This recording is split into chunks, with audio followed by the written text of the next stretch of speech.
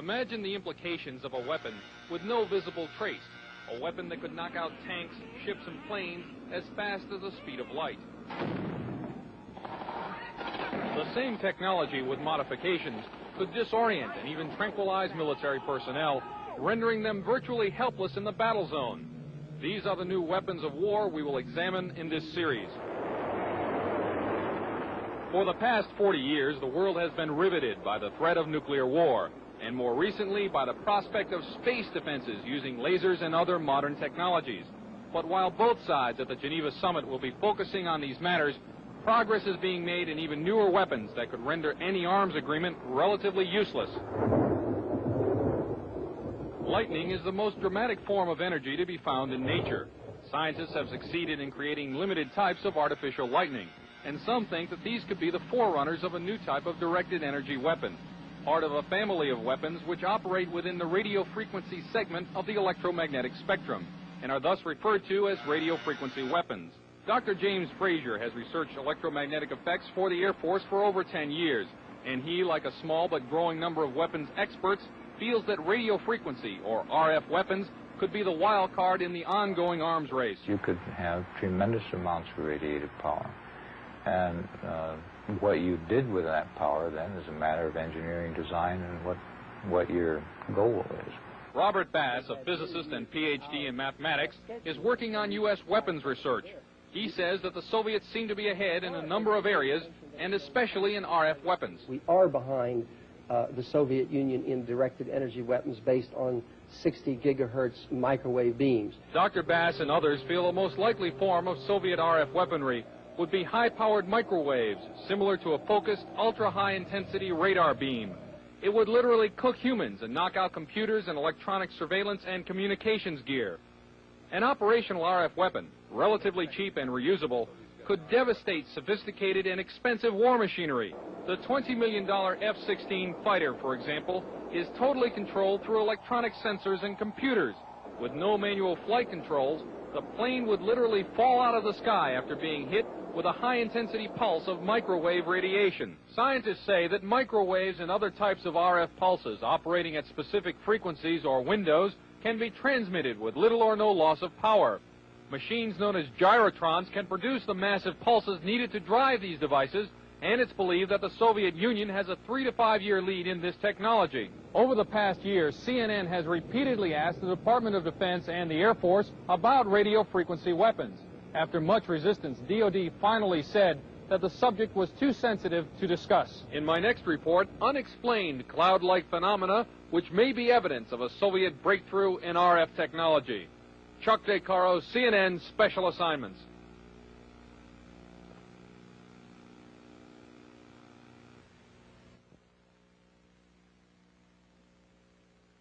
Brainstorm was a science fiction movie about a device which electronically injected thoughts into the human mind.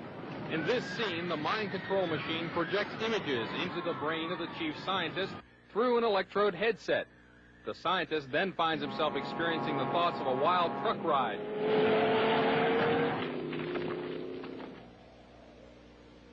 But even in this futuristic Hollywood tale, the subject still had to be connected to the machine by an electrode headset. That's remarkable. But not as remarkable as a real-life experiment where I was the subject of a prototype device designed to project images into the mind without electrodes. The prototype machine, developed from Soviet scientific data, could, according to some scientists, have a profound effect as a weapon of war. Electronic mind control research is not new. A scientific milestone in this area came in the 1960s, when Dr. Jose Delgado demonstrated remote control over a charging bull. By connecting a radio antenna to electrodes inserted into the bull's brain, Delgado proved that the animal's aggressive impulses could be thwarted by electronically manipulating the bull's muscle reflexes. Do you realize the fantastic possibilities if from the outside we could modify the inside? Could we give messages to the inside? But the beauty is that now we are not using electrodes. In recent years, Delgado has shown that the behavior of monkeys can be altered using low-power, pulsating magnetic fields. But in these experiments, there were no antenna implants. Any function in the brain, emotions, intellect, personality, well, could be perhaps modified by this non-invasive technology. Delgado's research has so far been limited to animals. But in the Soviet Union, a radio frequency, or RF device, has been used for over 30 years to manipulate the moods of mental patients. It's called a LIDA machine. It radiates pulses of radio frequency energy, as well as light, sound, and heat. The pulse rate is in the extremely low frequency range, between 0 and 100 pulses per second. Dr. Ross 80 is the top researcher at the Veterans Administration Hospital in Loma Linda, California. He has been investigating the effects of the LIDA machine. Now, what do the Soviets use this machine for? Well, they don't use it anymore. We should be very clear that this is a machine which is regarded by them as somewhat obsolete technologically. This scientist, who did not want his identity revealed, is employed by the U.S. government and has done secret RF weapons research. He believes that tests done with the LIDA and similar machines prove that humans are susceptible to remote alterations of mood and awareness. Certain kinds of weak electromagnetic signals work exactly like drugs. And so the promise is that anything you can do with drugs, you could do with the right electromagnetic signals. Apparently, there are specific sites involved, specific functions involved. It's a matter of matching up, just like it is with a pill or a drug, to cause and effect. You could have a cause and effect relationship between a magnetic field and a biological function. CNN enlisted the help of noted physicist Dr. Elizabeth Rauscher and electrical engineer Bill Van Bice to build and test an RF mine interference machine from data found in Soviet scientific literature. The machine itself was inexpensive and easy to construct, using parts from a consumer electronics store. It emits a weak magnetic field, pulsed at extremely low frequency. As the subject of the test, I was blindfolded, and my ears were blocked to prevent inadvertent clues as to what was happening. A magnetic probe was placed about 18 inches from my head. As the experiment began, 2 signal generators produced waveform patterns that were transmitted by the magnetic probe at about 1/1000th of the Earth's natural magnetic field strength. Describe anything that you see, if any. In the control room, Van Bice varied the waveforms being generated. In another room, I could see waveforms changing shape in my mind. Parabola just went by? Parabola just went by. Oh, yeah, I did. I just flipped the switch. Parabola? Uh-huh. All right. Well, let's see. Let's check this out. That's what happened. I flipped the switch. Okay. A spike right there. Spike. Right there. Tight spike. I dramatically changed the generator. I stepped it by 10 right here. And the intermix from the 2 generators was right where you said that you saw a spike. Van Bice says that when I failed to see any change, it was because he had not set the proper frequency and power levels.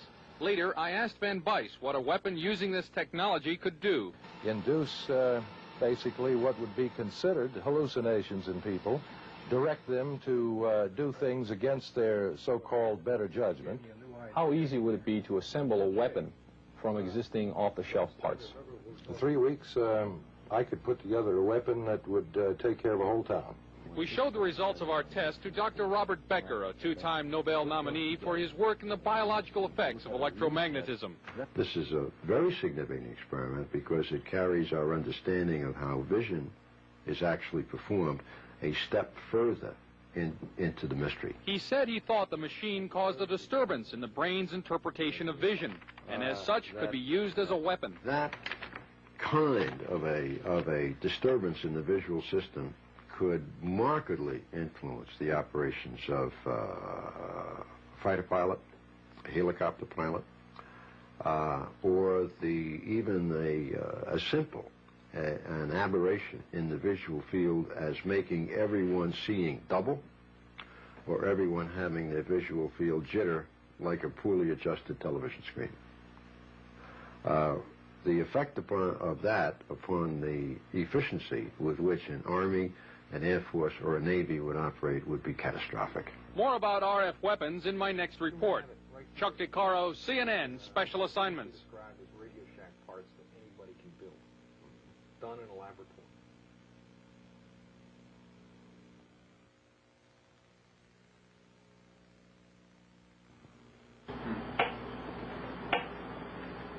This is a Soviet LIDA machine. It broadcast by a number of high-powered radio transmitters operating deep in the Soviet Union since July 4th, 1976. Though the official Defense Department explanation of the Woodpecker is that it is an over-the-horizon radar designed to track U.S. missile launches, some scientists suspect that the Woodpecker is designed to interfere with human brain function. As far as I'm concerned, the potential that this has for producing a direct psychoactive effect upon the total American population is there, has never been disproven. Dr. Robert Becker is a pioneer in the field of bioeffects of electromagnetism. The signal range within which the Woodpecker operates is that which has been reported by many investigators to produce a tranquilizing effect upon animals. We are just incredibly sensitive to these magnetic stimuli. Dr. Bob Beck, a PhD in nuclear engineering, has done extensive research into electromagnetic effects on humans. The signal was permeating power grids in the United States. It was being picked up by power lines, re-radiated. It was coming into the homes on the light circuits. I was surprised after coming here that the influence of electromagnetic fields was almost completely ignored here. Dr. Larissa Valenskaya was heavily involved in Soviet electromagnetic research before being allowed to emigrate to the United States. She told CNN about Soviet research in electromagnetic effects. They demonstrated theoretically and also demonstrate experimentally that low frequency, low energy electromagnetic fields also can possess biological efficiency because any field not only carries energy but also carries information.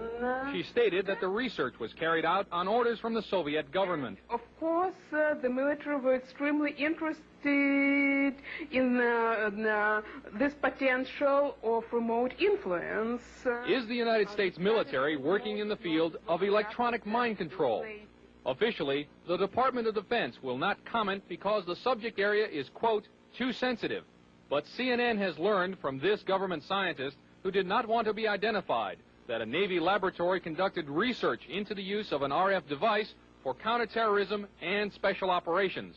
It's possible to entrain a certain percentage of a population, apparently, with weak magnetic fields. The study also showed that RF signals could dissolve certain types of rat brain cells at a distance, causing disorientation and nausea.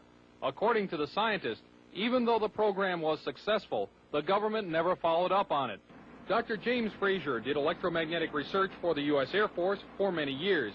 At one time, he proposed a battlefield RF weapon system. You could make an antenna that would be carryable by a helicopter, and that this could be expected to produce a wide variety of symptoms, actually, by humans who happen to be standing in the beam. According to Dr. Frazier, the Air Force never followed up. At Lawrence Livermore Laboratory, another RF weapons concept is nicknamed the brain bomb. According to the book Star Warriors, the brain bomb would focus a nuclear blast into a huge pulse of low-frequency RF energy that would stun huge numbers of troops. Apparently, it too has not yet been funded. The Department of Defense will not comment about Soviet RF weapons, or if American RF weapons development is going forward. However, experts interviewed by CNN say that the Soviets are apparently ahead and could exploit that lead in a surprise strategic move, a move that could have grave consequences for the United States. From Washington, this is Chuck DeCaro, CNN Special Assignments.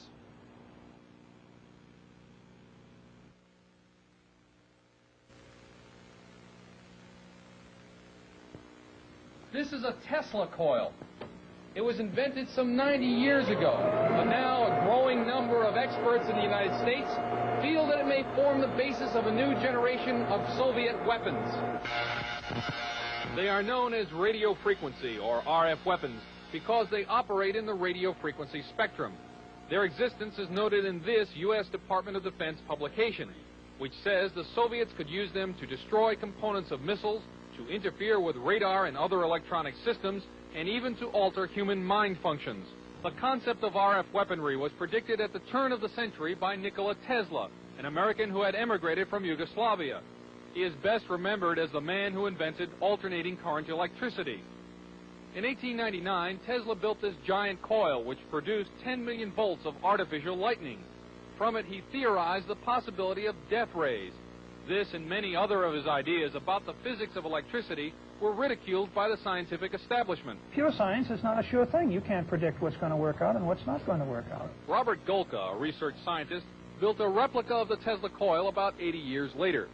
Golka was trying to produce a phenomenon known as ball lightning.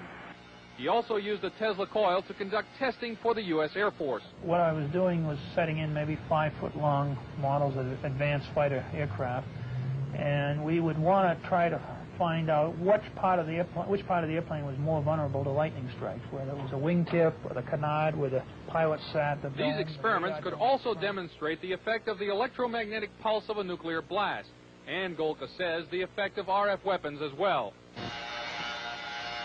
Golka thinks that Tesla's theory that electromagnetic power could be transmitted through the Earth and its atmosphere without wires is a key element in the Soviet Union's work on RF weapons. Tesla's novel weapons theories were generally ignored in the United States.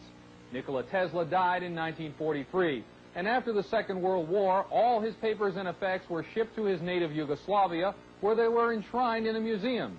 Some say that that museum proved to be a gold mine for Soviet weapons scientists.